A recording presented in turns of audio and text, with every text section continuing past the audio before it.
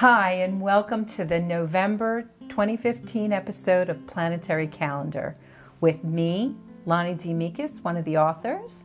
Our other author, Ralph AMICIS, is behind the camera, and this, of course, is our lovely publisher, Carol Cherry.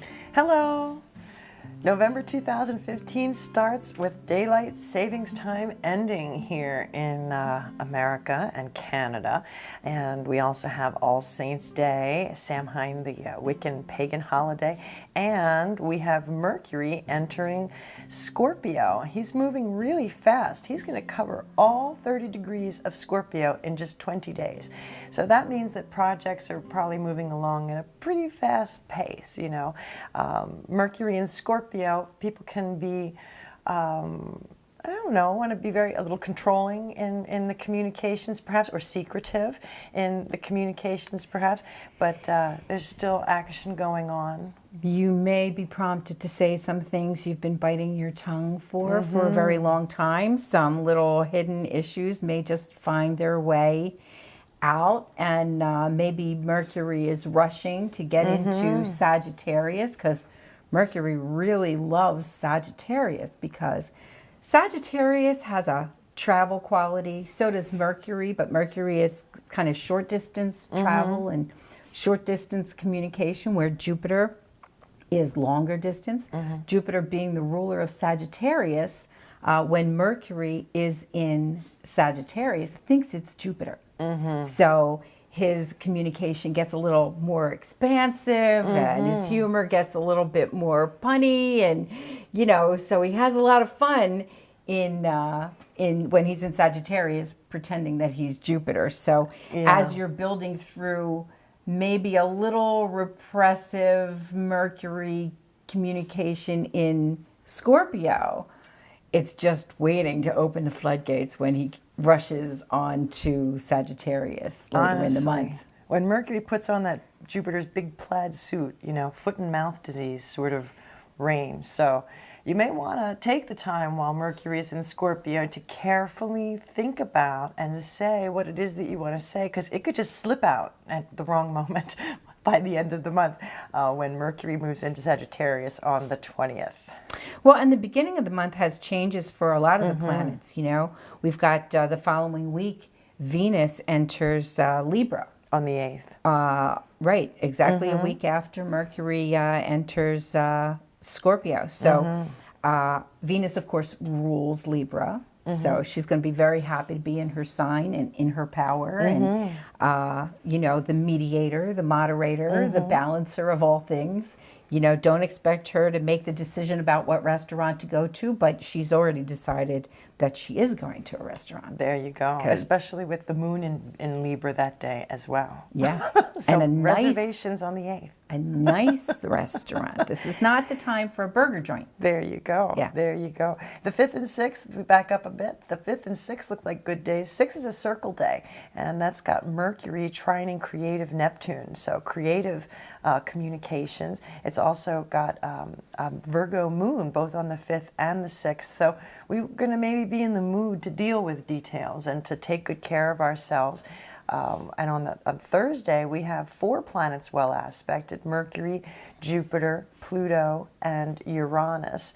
And, you know, they both look like pretty good days to get some things done. Although, since it's after the 3rd quarter moon, our energy might be low. But if we can muster ourselves, you know, maybe make the list before the 3rd of what you have to do. And so then once that 3rd quarter moon comes around, you just got to follow along on the list. And that might make things easier going, because they're good days. You want to use that energy well. Well, and it is, you know, Virgo, the Virgo moon is a planning moon, you know. So once you get into that Virgo moon, you know, it's a good time to put those plans into place, and you've got all that full support of that Mercury and the ideas from Neptune and even your Mars energy by the time we get to the 6th, and that white circle day. That's when the Mars kicks in a good aspect with the moon, and that way you'll actually have more of that energy, at least the most energy that you're going to have during that period. Our next day of note that I can see is the 10th, another circle day with Neptune doubly well aspected, and the moon in Scorpio. I'm thinking that that is a good time to start a new spiritual practice, you know, a yoga or an astrology class, or, you know, something with your church or your synagogue or something like that, because Neptune really is a lot about the spirit, and even with Pluto well aspected there too. You know, Pluto rules Scorpio, the moon's in Scorpio. Scorpio is very interested in the occult, you know, and spiritual things, you and know. transformational change. Exactly. So you've got a lot of support there for those sorts of activities. And it's interesting, you did mention that's the second white circle day in the month, you know, and I'm looking and there are no black box days, which is kind of nice because we haven't been able to say that for the few months prior. Isn't that nice? Yeah. So the Scorpios, it can be a tough time. It can be a profound time. It can be an introspective time. It can be a time when you feel the urge to make changes when the sun is in Scorpio in that beginning part of the month of November. There's some challenging and problematic stars in the constellation of Scorpio that kind of usher you along to make those kinds of changes. So as long as there's no black box day, we don't have those impediments to make those decisions that are hard enough anyway. Right. Yeah. Right. We also have Veterans Day on the 11th, and that will be at the new moon. We also have Diwali and Remembrance Day in Canada on that day. But the new moon will, of course, be in Scorpio. Wherever the sun sign is, that's where the new moon is, and it's the opposite where the full moon will be. So that lovely new moon energy, bring us our energy back and give us the impetus to get things started again, you know, to move forward, and the energy builds until the full moon later on in the month. And of course, on the 12th, we have another change of sign for this time for Mars entering Libra. So now Mars has caught up again with Venus, both in Libra. And so we have that balancing love of harmony and, you know, getting along and all of that, finding that balance at that same time again. So I always like it when Mars and Venus are kind of on the same page. I agree. And when they're both in Libra, they're kind of doing it her way. You know, you're going out to dinner, you're going dancing. You know, when they pair up and they're in a more masculine sign or Mars's sign, that's when you're going to the football game together, or, you know, something along those lines. And you make a good point. Mars isn't particularly effective in Libra because his energy is not one of sitting back and receiving energy or all of that. But he's helped by the fact that Venus is very strong in Libra. So you're right, he's pretty much along for the ride, getting on board with... So hopefully you can encourage your physicality, your physical energy to get in board with that modifying influence of Venus during that time. And for some, you know, for some folks at that time when Mars and Venus are together in Libra, it reminds me, Ralph is so famous for saying, men really just want clear instructions. So this is the time for clear and kind instructions. And of course, you remember the advice he gives on the other side of that coin is never argue with a really good cook. And there you have it. There you have it. So we have a lot of sextiles going on this month. If you're following along with the planetary calendar, sextiles I find are generally kind of a weak aspect, but usually positive. Would you agree with that? Well, they're harmonious. So things kind of happen easily, but they're not rewarding. They're not challenging, but they're not rewarding. So, you know, people want all kinds of trines and sextiles to happen, but when you give yourself a pat on the back for accomplishing something, it's usually because you've had the challenge of either an opposition or a square. Right, right. But those energies work well together. And on the 13th, we have Mercury sextiling with Jupiter, which is luck and communications, in my opinion. And then Venus also sextiling with Saturn, rather. And that sounds like, you know, love, money, business, you know, kind of working together, structure, foundation and things like that working nicely together on that Friday the 13th. Can you believe it, folks? Is it another one we've had? Yeah. Or is this the first one of this year? I don't recall, but I always like the Friday the 13th because I'm born on the 13th, not born on a Friday, Oh, but this it's Friday the always a lucky. 13th is your birthday, even November 13th is Exactly. your birthday. No, I'm pretty sure we had a Friday the 13th in February and March this year also. So this will be at least the third Friday the 13th of 2015. So no Tresidecaphobes watching, I hope. But there's a lot of activity in this month, which is kind of interesting because the activity is profound with the planets changing signs and directions. Neptune enters the fray by going direct on the 18th. Mm-hmm. So all these planetary movements, but they're in signs that sort of create a pattern of harmony and ease, which is kind of nice leading up to that big family holiday of Thanksgiving. Mm-hmm. That comes at the end of the month. And then, of course, by the 20th, Mercury enters Sagittarius. So now he's really, acting like Jupiter. There you go. So hopefully you've got him sort of reined in a little bit from blurting out any kind of messages unwarranted or unwantedly on the family gathering. So you can tone him back a bit as the sun enters Sagittarius on the 22nd. There you go. We also have the full moon happening on the 25th, which is the day before Thanksgiving. Thanksgiving is Thursday the 26th. And the full moon on the 25th, we've got a chart here that shows a pretty strong yod, that looks like to me. They call yods the finger of God. And this one, that was from the 11th. We didn't talk about that. Okay, so on the 25th, we have the full moon, and we've got some squares going on that we should be able to see here. And we do. There's Saturn squaring Neptune right there on the 26th. Saturn is all about responsibility. It's the father, and Neptune is creativity and intuition and spirit, and those energies will be kind of crashing for us on Thanksgiving on the 26th. We talked about those squares creating those challenges, and when you meet those challenges head on, you actually, feel like you've actually accomplished something. So it leads up to this family holiday with the potential for a little bit of squaring off and choosing sides. So luckily we have Mercury and Jupiter in mutual reception, so they kind of help to rein each other in and not let either one of them go too far afield, I think. Right. Well, we also have the moon in Gemini on the 26th for Thanksgiving. And remember, we talked about with Saturn moving in, or Mercury moving into Sagittarius on the 20th, that foot and mouth disease, So you want to be careful on Thanksgiving, when we get all our friends together in our family and the wine is flowing, it's easy to, lose track perhaps of what it is you're saying. Well, I think the Gemini moon will hopefully make it all about the kids. So maybe the kids will be nice. The entertainment. And we'll be able to laugh about the cute witticisms the little kids will have, or the youthful energies among us all. Lots of great conversation.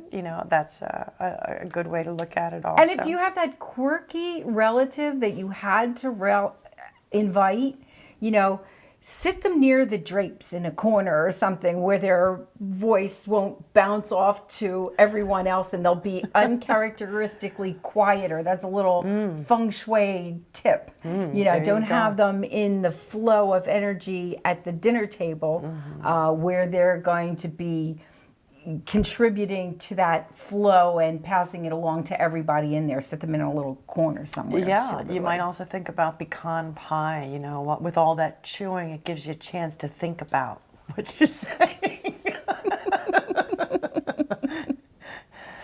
Well, you had mentioned that yod on at the new moon. A yod is a configuration where 3 or more planets are connected by 2 quincunxes, which are hard to say, but they are just sort of 150 degrees apart. And then there's a sextile at the other end of the odd, which is that easier aspect that you talked about. But what the condition of these three planets is that they're all in different elements and they're all in different modalities. So one is cardinal, one's mutable, one's fixed, one is in earth, one is in fire, one is in air. So they don't really have anything in common. So these three ends of this configuration don't communicate well with each other. It's like they all speak different languages. And in this particular one, when there's something at the end to set them off, we call that a trigger point. That adds a fourth component to this already sort of difficult communication. So when people are affected by yods, and this would be people with things around, in around 17 degrees of Aries, or around 17, 18 degrees of Scorpio or Virgo, or even around that degree in Libra. When you have a lot of, you have a potential for things to just kind of fall out of the sky. Man, I didn't see that coming. Where did that come from? And of course, it would combine the energies of the planets that are involved. In this case, it's that Sun-Moon conjunction with a little slice of Mercury thrown in there, and that Uranus in Aries and that Jupiter in Virgo. So the trigger may well be something that has to do with relationship, because the trigger point is right there with Juno, the marriage asteroid. And on the East Coast, it's also a point very close to the midheavens. So it's not going to be a subtle, hidden, under the radar thing, at least on the West Coast. I'm sorry, did I say East Coast? I mean West Coast. It's not going to be a subtle, under the radar kind of a thing. It's going to be something that is highly visible, at least on this coast. Right. Well, when we talk about Uranus being the invention, liberation, and freedom, and that is aspecting with both lucky and expansive Jupiter, and also with the self and the emotions, and of course communications, as you say. So to me, it looks like change. With Uranus aspected there, and it does look like a relationship is going to be sort of the catalyst, the trigger that makes it happen. So that could be a change in a relationship. I mean, we might see a famous couple get married or break up around this time, as so many movie stars live on the West Coast and that sort of thing. But it might also be you start a new hobby with your partner that is transformative, or you move or something with your partner, move in with your partner perhaps, or something like that, that would make a change and a liberating, Start a new venture with a partner or with your... And even then, a business partner perhaps, although this isn't, Junior, usually about love relationships. It usually is about relationships, but, there's all kinds of relationships, and Juno is always involved with money. So there could be a financial relationship or just a change like that. Right, and that'll be on the 11th with our new moon in Scorpio. And the month ends beautifully with Advent beginning on the 29th, and then on our last circle day of the month, as the moon is in courageous, lion-hearted Leo, and Mercury and Mars and Saturn are all well aspected as the Sun and Moon trine. Now, the Sun and Moon trine twice a month, but that's a wonderful time for our emotions and our mind to sort of be in harmony and to be working well together. So that might be a great day to start new things. Maybe it's a good day to start Christmas shopping. That'll be, Internet Monday after Black Friday. But we had a marker, too, with the one of the moons, a full moon, of a bit of an austerity with the Saturn conjunct with the Sun. And so, we might find that right around the time of Thanksgiving, people are, keeping their wallets in their pockets a little bit more, and with the other change aspects going on, maybe it's a day to do a potluck Thanksgiving where everybody brings a dish instead of paying the grocery store to cater the whole meal for you or something like that, so. Well, and, as you said, people are planning their Christmas shopping and things like that. It may be lending an air of frugality and realism to the planning of the Christmas spending budget. And of course, we did mention that Neptune turns direct in the month as well. And by that time, almost everybody is direct in the sky. Yeah. So by the time we get into December, just a quick look ahead, you know, we'll have the final planet, Uranus, getting ready to go direct. And that's then our Christmas everything present. Should be sort of Yeah. moving in grease grooves. So. Yeah, Uranus goes direct right on the 25th. So Merry Christmas to all of us. We'll see how December goes with our next edition. Before we go, I want to remind everyone that the Leonid meteor showers are happening on Monday the 16th and Tuesday the 17th. If you come over to our Facebook page, we very often post information about how to view, what time, which part of the sky to look at. Leonids, it's generally the constellation of Leo that you'd be looking for, and that's the big backwards question mark in the sky that you see.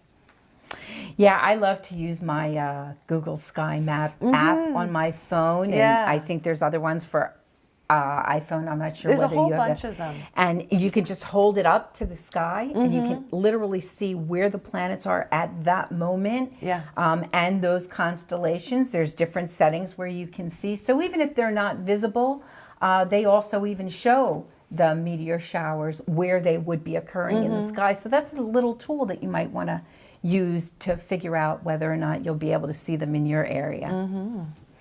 And you can always find out more information on www.planetarycalendar.com or spaceandtime.com. And even contact us on Facebook. We'd like to post a lot of things on We'd there. love to hear from you. And follow along with your calendar. Because there's a lot of extra information on the calendar about how to use the calendar and some learning of astrology on there, so it's very helpful. Yes, indeed. Yes, indeed. You know, we didn't talk at all about Election Day on the 3rd, but with the moon in Leo, I'm hoping that everyone will get out and vote and, you know, vote Very with your good heart point. and try to participate in democracy. You know what's interesting about that? Scorpio is the sign of the collective use of power. And with Mercury entering Scorpio on the 1st, maybe you're right, the Leo moon will bring out your heart. The Mercury in Scorpio will allow you to use your power collectively and affect change. Maybe we'll all be courageous enough to vote for a third-party candidate. Wouldn't that put Washington in a tailspin? So we'll see you next time in December. Until then, take care. Thank you for tuning in. Hi, I'm Ralph D. AMICIS, one of the authors of the Planetary Calendar. This is my forecast for December 2015. Make sure you tune in next month for the complete forecast, but this is just my little peek ahead. And this comes from the forecast that I write.